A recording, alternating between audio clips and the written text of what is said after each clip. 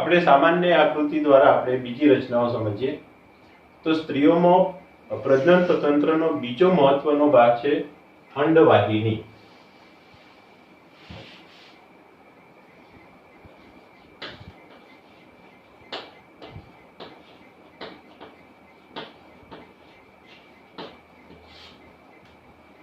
અંડવાહિની એટલે નલિકામય રચનાઓ. સ્ત્રીઓના પ્રજનન તંત્રમાં નલિકામય રચનાઓ જે છે એમાં પહેલી છે અંડવાહિની, બીજી નલિકામય રચના છે ગર્ભાશય, ત્રીજી નલિકામય રચના છે ગ્રીવા અને ચોથી નલિકામય રચના છે યોનિમાર્ગ અથવા સ્ખલન નલિકા. તો આ જે ચાર નલિકામય રચનાઓ છે એમાં આપણે પહેલી સમજીએ અંડવાહિની. સ્ત્રીઓની અંડવાહિની આશરે 10 થી 12 સેન્ટીમીટર લાંબી, 10 થી 12 સેન્ટીમીટર લંબાઈ ધરાવે છે. હવે સમગ્ર અંડવાહિની જે આવેલી છે એ એક જોડ છે, બે છે. દરેક અંડવાહિનીને આપણે ફેલોપિયન ટ્યુબ તરીકે ઓળખીએ છીએ, ફેલોપિયન ટ્યુબ. હવે અંડવાહિની અંડપિંડની નજીક એનો જે આ શરૂઆતનો છેડો છે એ આંગળી જેવા પ્રવર્ધો ધરાવે છે. એટલે આ જે રચના છે એ પ્રવર્ધમય હોય છે. ફિંગર લાઇક રચનાઓ છે બધી આંગળીના જેવી, જેને આપણે ફિમ્બ્રી તરીકે ઓળખીશું. ફિમ્બ્રી. દરેક અંડવાહિનીનો જે પહોળો છેડો છે એ ગરણી જેવો છે અને નિવાપ ધરાવે છે. આ રચનાને આપણે અંડવાહિની નિવાપ તરીકે પણ ઓળખીએ છીએ. અંડવાહિની નિવાપ એ આંગળી જેવા પ્રવર્ધો જેવી રચનાઓ ધરાવે.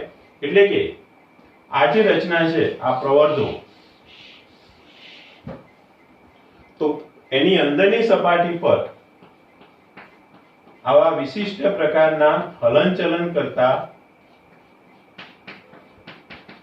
પક્ષમો આવેલા હોય છે,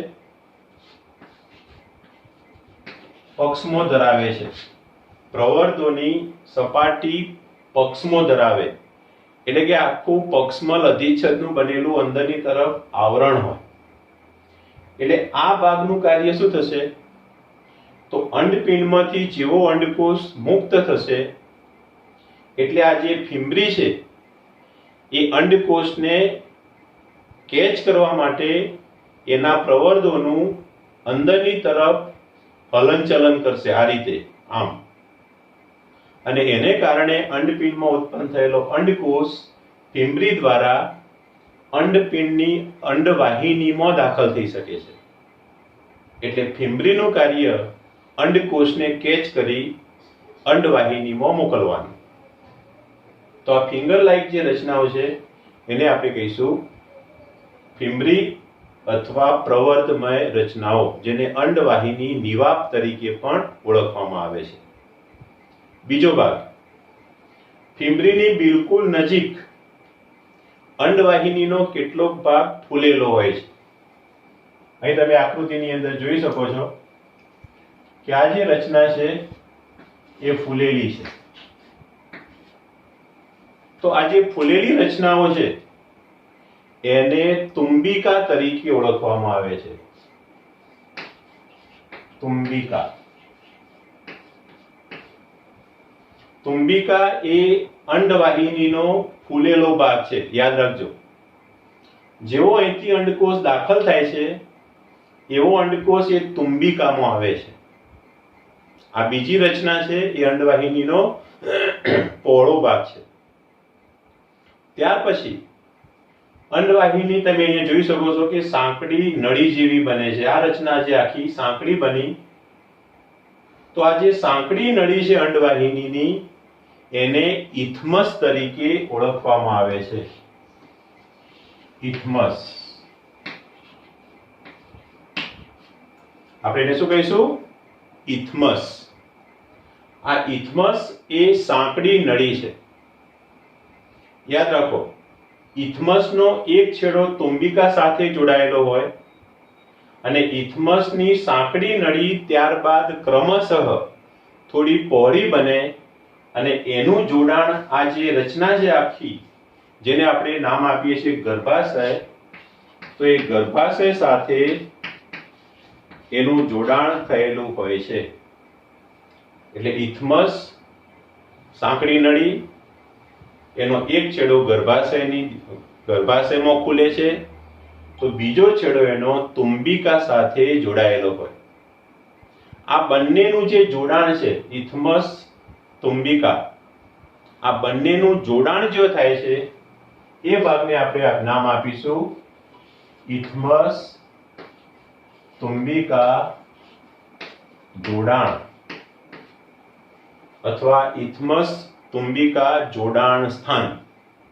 શા માટે આટલી મહત્વની બાબતો આપણે ધ્યાનથી સમજીએ છીએ? તો યાદ રાખો, ફલન, સ્ત્રીઓમાં ફલન અંડવાહિનીમાં થાય. એટલે અંડવાહિનીનું એક કાર્ય છે ફલનનું, પણ એક્ઝેક્ટ ફલન ક્યાં થાય? તો તુંબિકા અને ઇથમસનું જ્યાં જોડાણ થાય છે, જ્યારે અંડકોષ અહીં આવે છે, અહીંયા, ત્યારે એનું ગર્ભાશયમાંથી આવતા શુક્રકોષો વડે ફલન થતું હોય છે. એટલે અંડવાહિનીના બે મેઇન કાર્યો કયા? તો એક તો અંડકોષને ગ્રહણ કરવાનું, બીજું કાર્ય અંડકોષનું વહન કરવાનું, અને ત્રીજું કાર્ય એનું થશે અંડકોષનું ફલન કરાવવાનું.